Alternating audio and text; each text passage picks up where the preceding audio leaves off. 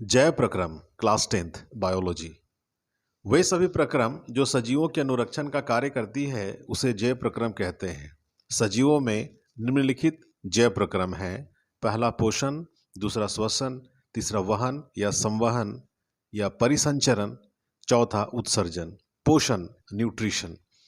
पोषण वह महत्वपूर्ण जैव प्रक्रम है जिसमें भोजन का अंतर्ग्रहण, पाचन, अवशोषण, स्वांगीकरण होता है तथा ऊर्जा की प्राप्ति होती है। पोषण द्वारा क्षतिग्रस्त ऊतकों की मरम्मत, विभिन्न कार्यों का संपादन होता है। पोषण के प्रकार। पोषण मुख्यतः दो प्रकार के होते हैं। पहला स्वपोषण, दूसरा विषम पोषण। पहला स्वपोषण। पोषण की वह प्रक्रिया जिसमें सजीव प्रकाश संश्लेषण द्वारा अपने भोजन का निर्माण स्वयं करते हैं उसे स्वपोषण कहते हैं। स्वपोषण करने वाले सजीव स्वपोषी कहलाते हैं। उदाहरण हरे पौधे, नील हरित शैवाल, कुछ जीवाणु जैसे सल्फर जीवाणु। दूसरा विषम पोषण। पोषण की वह प्रक्रिया जिसमें जीव अपने भोजन के लिए प्रत्यक्ष या अप्रत्यक्ष रूप से हरे पौधे पर निर्भर रहती है उसे विषम पोषण कहते हैं। विषम पोषण करने वाले सजीव विषम पोषी कहलाते हैं। उदाहरण सभी जीव जंतु, कवक। नोट पोषण के प्रकार। पहला प्राणी संपोषण जिसमें भोजन का अंतर्ग्रहण, पाचन, स्वांगीकरण होता है जैसे अमीबा, शाकाहारी जीव, मांसाहारी जीव, सर्वाहारी जीव। दूसरा मृतजीवी पोषण जिसमें मरे हुए जीवों से पोषण होता है, उदाहरण फफूंदी, कवक। तीसरा परजीवी पोषण जो अपने आश्रय और भोजन के लिए दूसरे पर निर्भर रहते हैं, उदाहरण जोंक, अमरबेल, फीताकृमि। प्रकाश संश्लेषण फोटोसिंथेसिस। प्रकाश संश्लेषण हरे पौधे में होने वाली वह प्रक्रिया है जिसमें हरे पौधे वायुमंडल से सूर्य का प्रकाश, कार्बन डाइऑक्साइड तथा जड़ से खनिज लवण एवं जल ग्रहण कर हरी पत्तियों में उपस्थित क्लोरोफिल द्वारा अपने भोजन ग्लूकोज का निर्माण करती है। प्रकाश संश्लेषण का रासायनिक समीकरण 6CO2 + 12H2O। सूर्य का प्रकाश की उपस्थिति, क्लोरोफिल की उपस्थिति में product C6H12O6 + 6O2 + 6H2O। Note प्रकाश संश्लेषण दिन में होती है। सेकेंड, प्रकाश संश्लेषण में सौर ऊर्जा को रासायनिक ऊर्जा में परिवर्तित किया जाता है। थर्ड, इस प्रक्रिया में कार्बन डाइऑक्साइड का कार्बोहाइड्रेट में अपचयन होता है। फोर्थ, स्वपोषी पोषण के लिए सूर्य का प्रकाश, कार्बन डाइऑक्साइड, जल, क्लोरोफिल आवश्यक है। प्रश्न, प्रकाश संश्लेषण के लिए आवश्यक कच्ची सामग्री पौधे कहाँ से प्राप्त करते हैं? उत्तर, प्रकाश संश्लेषण के लिए पौधे वायुमंडल से सूर्य का प्रकाश एवं कार्बन डाइऑक्साइड प्राप्त करते हैं। मृदा में उपस्थित जड़ से खनिज लवण एवं जल की प्राप्ति तथा हरी पत्तियों में उपस्थित क्लोरोफिल की प्राप्ति पौधे करते हैं। प्रश्न, हमारे जैसे बहुकोषीय जीवों में ऑक्सीजन की आवश्यकता पूरी करने में विसरण क्यों अपर्याप्त है? उत्तर, बहुकोषीय जीवों की संरचना जटिल होती है। इन जीवों में ऑक्सीजन की आपूर्ति प्रत्येक कोषीय अंगकों में आवश्यक होती है जो विसरण द्वारा पूरी नहीं की जा सकती है। अगला प्रश्न, जीवन के अनुरक्षण के लिए आप किन प्रक्रमों को आवश्यक मानेंगे? उत्तर, जीवन के अनुरक्षण के लिए आवश्यक प्रक्रम पहला पोषण, दूसरा श्वसन, तीसरा वहन, चौथा उत्सर्जन। वाष्पोत्सर्जन क्या है? पादपों में जल को वाष्प के रूप में बाहर निकालने की क्रिया वाष्पोत्सर्जन कहलाती है। वाष्पोत्सर्जन द्वारा पौधों में ताप नियमन तथा पौधों को अतिरिक्त जल से छुटकारा मिलती है। रंध्र क्या है? पत्तियों में उपस्थित सूक्ष्म छिद्रों को रंध्र कहा जाता है जो गैसीय विनिमय एवं वाष्पोत्सर्जन में मदद करती है। रंध्रों का खुलना एवं बंद होना। रंध्र का खुलना तथा बंद होना द्वार कोशिकाओं का कार्य है। इन द्वार कोशिकाओं में जब जल अंदर जाता है तो वे फूल जाती हैं जिससे रंध्र के छिद्र खुल जाते हैं, जबकि द्वार कोशिकाओं के सिकुड़ने पर रंध्र के छिद्र बंद हो जाते हैं। नोट, प्रकाश संश्लेषण के लिए कार्बन डाइऑक्साइड की आवश्यकता नहीं होने पर पौधे इन छिद्रों को बंद कर लेता है। प्रश्न, अमीबा में किस प्रकार पोषण होता है? उत्तर, अमीबा एक कोषीय सूक्ष्म जीव है जिसमें प्राणी संपोषण होता है। सर्वप्रथम अमीबा भोज्य पदार्थ के समीप आता है। भोज्य पदार्थ को कुटपाद या पादाफ के द्वारा उसे चारों ओर से घेर लेता है। कोशिका द्रव्य में प्रवेश कर भोजन रसधानी या खाद्य रिक्तिका में भोजन के जटिल अणु को सरल अणु में विघटित करता है। अपच भोजन कोशिका की सतह की ओर गति कर शरीर से बाहर निष्कासित की जाती है। पाचन पाचन वह प्रक्रिया है जिसमें भोजन के जटिलतम अणु एंजाइम द्वारा सरलतम अणु में टूटते हैं। प्रश्न, पाचक एंजाइम क्या है, इसके क्या कार्य लिखें। उत्तर, पाचक एंजाइम जैव उत्प्रेरक होते हैं जो पाचन क्रिया के दर को बढ़ा देती है। कार्बोहाइड्रेट पाचन के लिए एमाइलेज, प्रोटीन के लिए पेप्सिन, वसा के लिए लाइपेज पाचक एंजाइम होते हैं। इनका कार्य, पाचक एंजाइम भोजन के जटिलतम अणु को सरलतम अणु में टूटकर क्षुद्रांत के सतहों में अवशोषित किया जाता है। मानव पाचन तंत्र का सचित्र वर्णन करें। मानव पाचन तंत्र मुख से प्रारंभ होती है। मुख में लाला ग्रंथि द्वारा लाल रस का श्रवण होता है। मुख में उपस्थित एमाइलेज एंजाइम कार्बोहाइड्रेट मंड को शर्करा में खंडित कर पाचन करती है। मुख से भोजन क्रमानुकुंचन गति द्वारा आमाशय में पहुंचती है। जठर ग्रंथि जठर रस का श्रवण करती है जो पाचन कार्य में सहायक होते हैं। आमाशय में अल्प मात्रा में हाइड्रोक्लोरिक अम्ल होती है जो भोजन के माध्यम को अम्लीय बना देती है। प्रोटीन एंजाइम पेप्सिन प्रोटीन का पाचन करती है।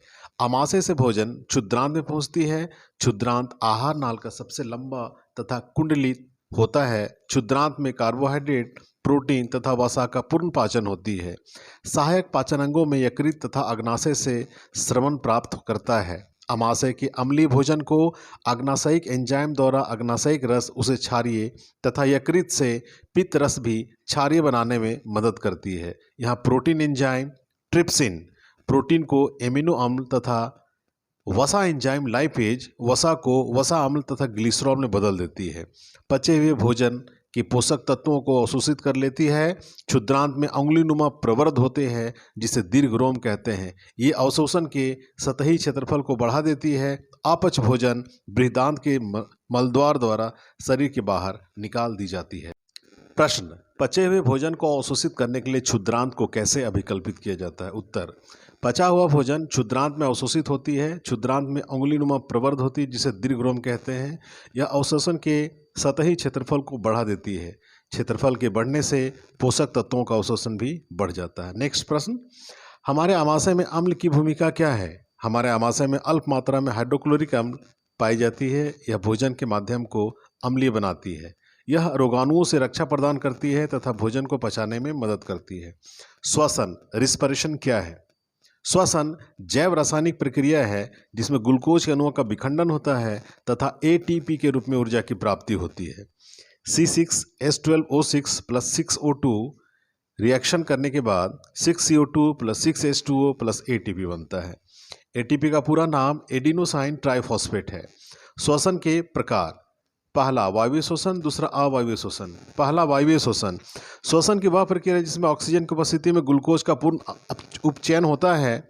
यह श्वसन कोशिका द्रव एवं माइटोकॉन्ड्रिया में होती है। इसके उत्पादक के रूप में कार्बन डाइऑक्साइड, जल तथा ऊर्जा बनती है।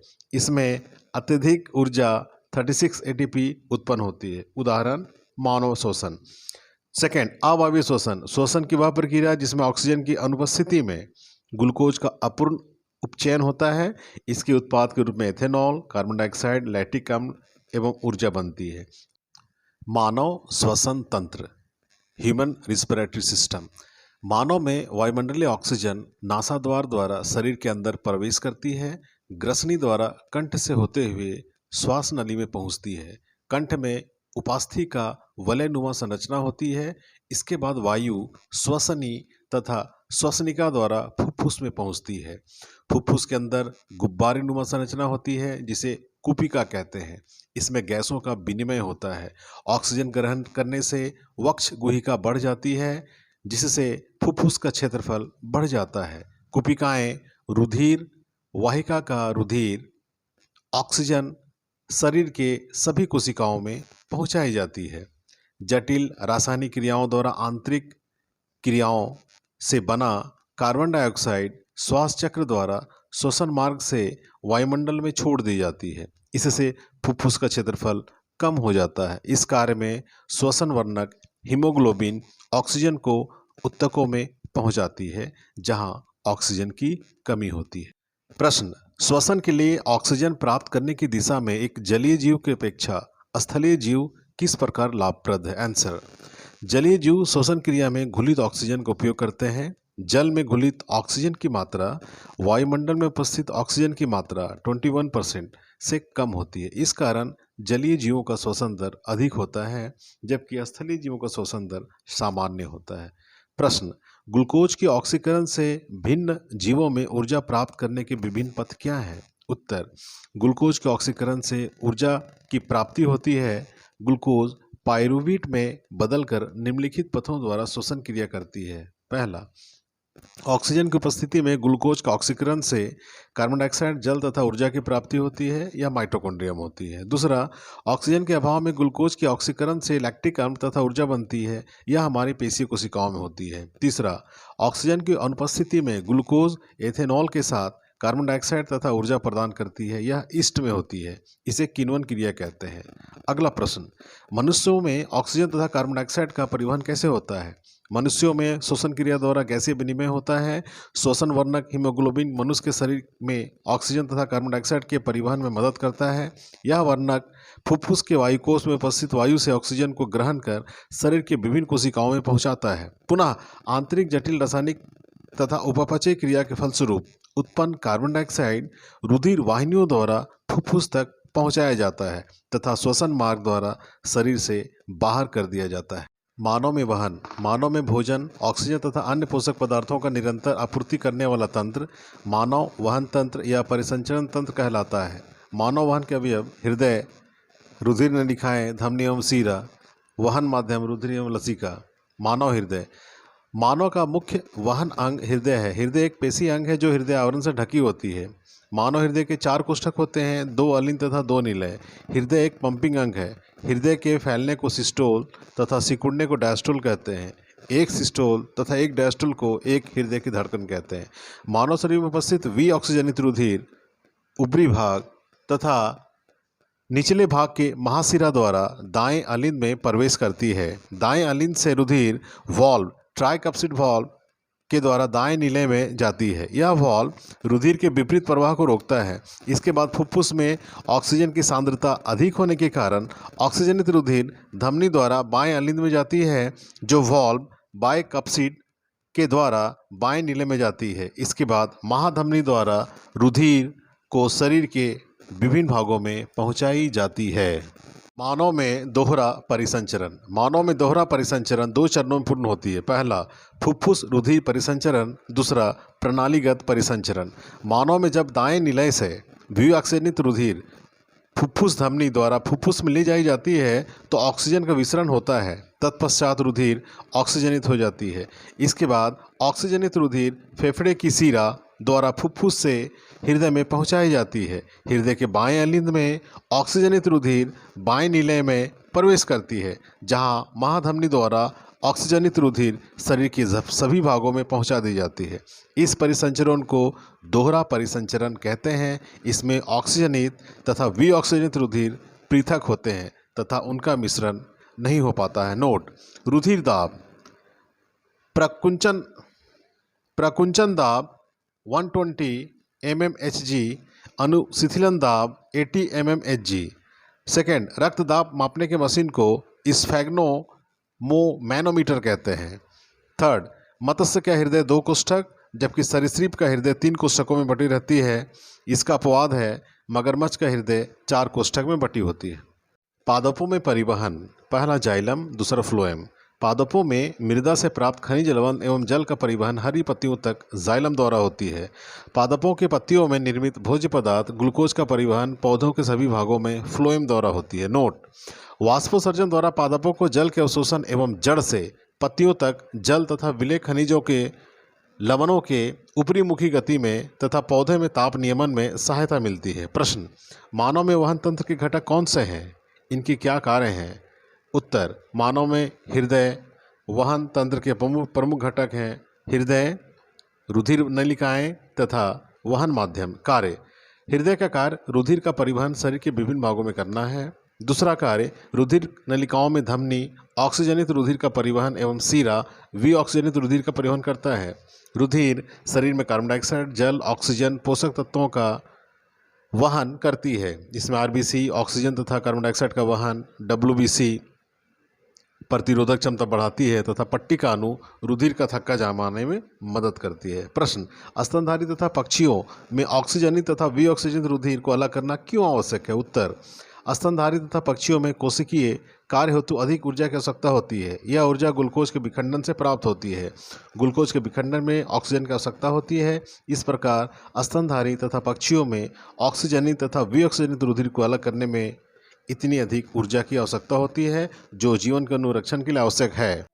मानव में परिवहन, रुधिर नलिकाएं, धमनी, शिरा, केशिकाएं। धमनी ऑक्सीजनित रुधिर को हृदय से सभी भागों में पहुंचाती है, जबकि शिरा विऑक्सीजनित रुधिर को शरीर के विभिन्न भागों से हृदय में पहुंचाती है। केशिकाएं वे रुधिर नलिकाएं होती है जो धमनी एवं शिरा को जोड़ती है। रुधिर, ब्लड। रुधिर तरल संयोजी ऊतक है। इसके दो अवयव हैं, कणीय अवयव तथा द्रवीय अवयव। कणीय अवयव में लाल रुधिर नलिकाएं, दूसरा श्वेत रुधिर कणिकाएं और तीसरा पट्टिका अणु। द्रवीय अवयव में यह पीले रंग का तरल पदार्थ है जिसे प्लाज्मा कहते हैं। इसमें कोशिकाएं निलंबित होती है। इसमें 90% जल तथा शेष अवयव प्लाज्मा, प्रोटीन, खनिज तत्व होते हैं। यह प्लाज्मा भोजन, कार्बन डाइऑक्साइड तथा नाइट्रोजनी वर्ज्य पदार्थ को विलीन रूप में वहन करता है। लसिका, लिम्फ। यह प्लाज्मा की तरह ही रंगहीन तथा तरल पदार्थ होता है जिसमें अल्प मात्रा में प्रोटीन होती है। लसिका का प्रवाह नीचे से ऊपर की ओर होती है। ये अंतर कोशिकाएं अवयव में आ जाते हैं। लसिका कोशिकाओं में प्रवेश करती है, अंत में बड़ी शिरा में खुलती है। कार्य, शरीर की प्रतिरक्षा प्रणाली को मजबूत करना। दूसरा, क्षुद्रांत द्वारा अवशोषित वसा का वहन करना। तीसरा, यह लिम्फोसाइट संक्रमण के विरुद्ध कार्य करता है। उत्सर्जन, एक्सक्रीशन, वह महत्वपूर्ण जैविक प्रक्रिया जिसमें सजीवों के शरीर से उपापचयी क्रियाओं के फलस्वरूप नाइट्रोजन युक्त हानिकारक वर्ज्य पदार्थों को बाहर निकालने की प्रक्रिया उत्सर्जन कहलाती है। मानव का मुख्य उत्सर्जी अंग वृक्क है। उत्सर्जी पदार्थ मछलियों में अमोनिया, पक्षियों में यूरिक अम्ल, मानव में यूरिया होती है। उत्सर्जन अंग केंचुआ का नेफ्रिडिया, ऑर्थोपोडा का मैल्पिगियन ट्यूब्यूल, मानव का वृक्क। मानव के सहायक उत्सर्जी अंग त्वचा, यकृत, बृहदान्त्र, फुफ्फुस। मानव उत्सर्जन तंत्र, मानव का मुख्य उत्सर्जी अंग वृक्क है। यह वृक्क उदर में रीढ़ की हड्डी के दोनों ओर स्थित होती है। इसमें मूत्रवाहिनी, मूत्राशय तथा मूत्र मार्ग होती है। मानव उत्सर्जन क्रिया द्वारा वृक्क में मूत्र बनने के बाद मूत्रवाहिनी से मूत्राशय में एकत्रित होती है तथा मूत्र मार्ग से शरीर के बाहर चली जाती है। मूत्र रुधिर में से वर्ज्य पदार्थ को छानकर बाहर करता है। फुफ्फुस में कार्बन डाइऑक्साइड रुधिर से अलग हो जाती है, जबकि यूरिया तथा यूरिक अम्ल वृक्क में रुधिर से अलग कर लिए जाते हैं। नोट, मानव मूत्र में 95% जल, 0.2% क्रिएटिनिन, 2% यूरिया, 0.03% यूरिक अम्ल तथा chloride, sodium, potassium sulphate, ammonium phosphate ion भी उपस्थित होते हैं। नेफ्रॉन, वृक्काणु। उत्सर्जन तंत्र की इकाई को नेफ्रॉन या वृक्काणु कहते हैं। प्रत्येक वृक्क में अनेक निस्यंदन इकाई होते हैं। प्रारंभिक निस्यंद में ग्लूकोज, एमिनो अम्ल, लवण और जल रह जाते हैं। मूत्र के इस नलिका में पहुंचने पर पदार्थों का चयनित पुनर्अवशोषण होता है। प्रत्येक वृक्क में बनने वाला मूत्र मूत्रवाहिनी में प्रवेश करता है जो वृक्क को मूत्राशय से जोड़ती है। मूत्राशय में मूत्र भंडारित होता है। मूत्राशय पेशी होता है तथा केंद्रीय तंत्रिका तंत्र के नियंत्रण में रहकर मूत्र निकासी का कार्य होता है। प्रश्न, उत्सर्जी उत्पाद से छुटकारा पाने के लिए पादप किन विधियों का उपयोग करते हैं? उत्तर, पादपों में उत्सर्जन के लिए कोई विशेष अंग नहीं होती है। प्रकाश संश्लेषण द्वारा रात्रि में गैसीय अपशिष्ट कार्बन डाइऑक्साइड का निष्कासन होता है। तरल अपशिष्ट पदार्थ जैसे अतिरिक्त जल का निष्कासन वाष्पीकरण द्वारा होता है। पौधे अपना कुछ अपशिष्ट पदार्थ आसपास के मृदा को उत्सर्जित कर देती है। अगला प्रश्न, हमारे शरीर में हीमोग्लोबिन की कमी के क्या परिणाम हो सकते हैं? उत्तर, मानव का श्वसन वर्णक हीमोग्लोबिन है। यह हमारे शरीर में ऑक्सीजन का वहन करता है। यदि आरबीसी लाल रुधिर कणिका में हीमोग्लोबिन की मात्रा कम हो जाती है तो शरीर के अंगों में ऑक्सीजन की आपूर्ति नहीं हो पाती है। इसमें ग्लूकोज का पूर्णतः ऑक्सीकरण नहीं हो पाता है और ऊर्जा में कमी आने लगती है। इससे थकावट उत्पन्न होती है। हीमोग्लोबिन की कमी से एनीमिया रोग होता है। अगला प्रश्न, फुफ्फुस में कुपिकाओं की तथा वृक्क में वृक्काणु की रचना तथा क्रियाविधि की तुलना करें। कुपिका, पहला, फुफ्फुस में गुब्बारे नुमा संरचना को कुपिका कहते हैं। वृक्काणु, उत्सर्जन तंत्र की इकाई को वृक्काणु कहते हैं। दूसरा, कुपिका शुद्ध तथा अशुद्ध वायु को वहन करती है। दूसरा, वृक्काणु शुद्ध तथा अशुद्ध रुधिर वायु का वहन करती है। तीसरा, कुपिकाओं का आकार छोटा होता है। वृक्काणु लूपदार बड़े आकार में होते हैं। चौथा, कुपिकाएं शरीर में रसायन कार्बन डाइऑक्साइड गैस के रूप में निकलती है, जबकि वृक्काणु शरीर में नाइट्रोजन युक्त रसायन मूत्र के रूप में निकलती है। पांचवा, यह श्वसन कार्य में मदद करती है, जबकि वृक्काणु उत्सर्जन कार्य में मदद करती है। अपोहन डायलिसिस क्या है? वह प्रक्रिया जिसमें रुधिर से छोटे अणु, उदाहरण जल, यूरिया, यूरिक अम्ल आदि छनकर अलग किया जाता है, लेकिन बड़े अणु, उदाहरण प्रोटीन, छनकर बाहर नहीं किया जा सकता। इसे अपोहन या डायलिसिस कहते हैं, यदि वृक्क कार्य ना करता हो। नोट, वृक्क की रचनात्मक तथा क्रियात्मक इकाई का नाम नेफ्रॉन या वृक्काणु है। दूसरा, मूत्र का पीला रंग यूरोक्रोम के कारण होता है। तीसरा, रेजिन चीड़ पौधे का उत्सर्जी पदार्थ है। चौथा, रेजिन तथा गोंद पुराने जाइलम में संचित रहता है। पांचवा, कुछ पादपों में जल पत्तियों में बूंद बूंद के रूप में बाहर निकलता है, जिसे बिंदु स्रवण कहते हैं। छठा, पादपों के कुछ अपशिष्ट पदार्थ रेजिन, गोंद, रबर। तो इस प्रकार क्लास 10th के लिए जैव प्रक्रिया का पूरा नोट्स कंप्लीट होता है। धन्यवाद।